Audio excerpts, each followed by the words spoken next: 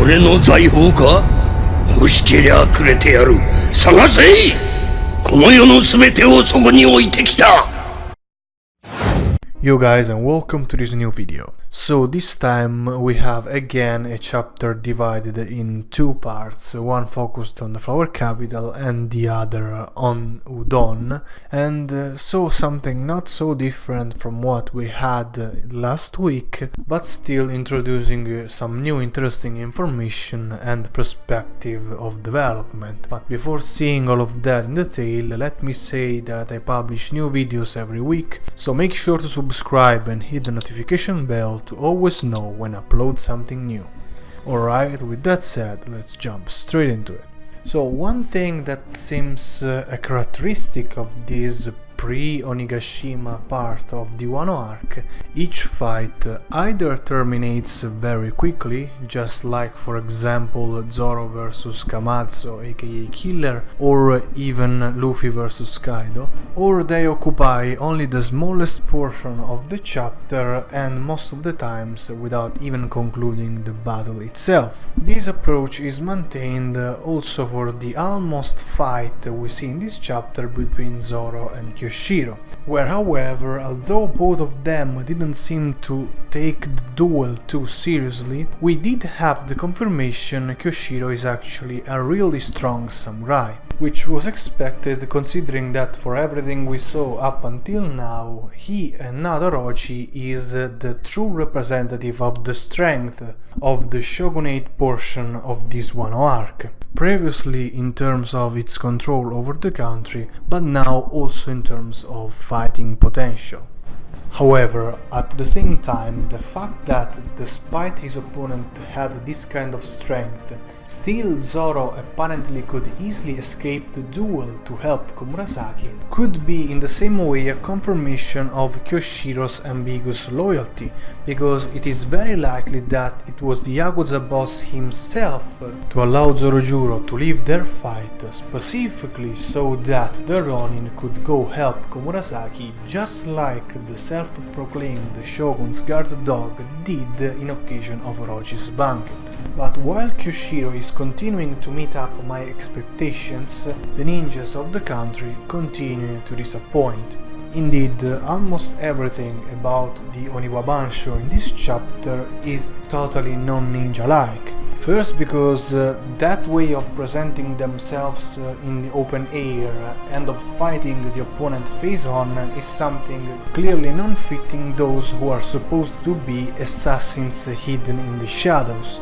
That one expects to be masters of disguise, always moving outside of the target's radar and always aiming to end the fight with one single surprise attack, which is not the description of people who fight in the open with not so hidden guns and are scared of ghosts. In this context, I kinda have the impression there is a specific purpose Oda made them this way. It may be to mock ninjas in general, or it may be because he wants to create some sort of contrast between this behavior and the true ninja attitude later in the plot. But whichever the case, considering that, as I often repeat in One Piece, each single word spoken by characters must not be overlooked, Furokuju's affirmation can be considered a hint of one of the Mugiwaras being caught by his squad and tortured to obtain information, which by the way was also kinda hinted in chapter 940, where Nami and Usopp in Ebisu Town were discussing about how much they would have lost before revealing information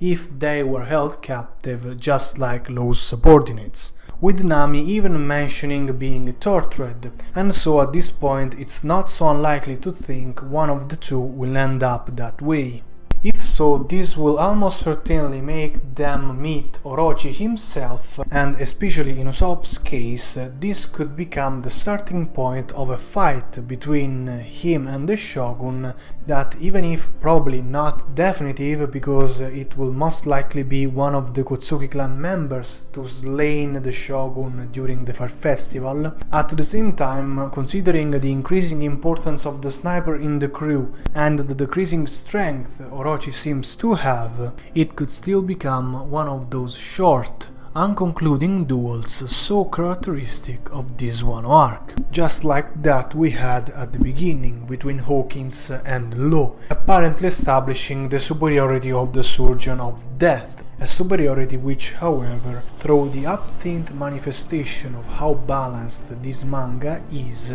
the magician cleverly reverted in this chapter, showing a great strategical use of his versatile ability so fitting to his calculating personality. And about that, I found interesting how apparently Shachi and Penguin were not aware they had become Hawkins' substitutes, confirming the idea it is a subtle process may be achieved through some sort of seed. In any case, Law is now in a very difficult spot, and in the case, very likely at this point, that Hawkins is 100% on Kaido's side, the only way I can think of for the surgeon to escape this situation is through using Kuroseki in order to immobilize his opponent and denying his Devil Fruit ability to transfer the damage received. Before going to Udon, let's focus a moment on the brief passage dedicated to Kuri, a context that, since the Luffy vs Kaido fight, wasn't involved that much in the development of the plot anymore, but that now will most likely introduce a central element for the next events. Indeed, what Shura Doji wants to show Kinemon and Inuarashi is probably strictly related to the events of 20 years ago, and considering the leader of the Atamayama thieves only decided to reveal this information now that Yasuye sacrificed his life to let Kinemon's plan and the Gotsuki revenge survive, it should also be related to the reason why he didn't decide to join the cause immediately. It could involve Denjiro or maybe some other important secret not mentioned yet, but whatever it is, I'm sure it will be central for what will happen next. Now let's focus on that last part of the chapter, which as usual recently is focused on the Udon prison.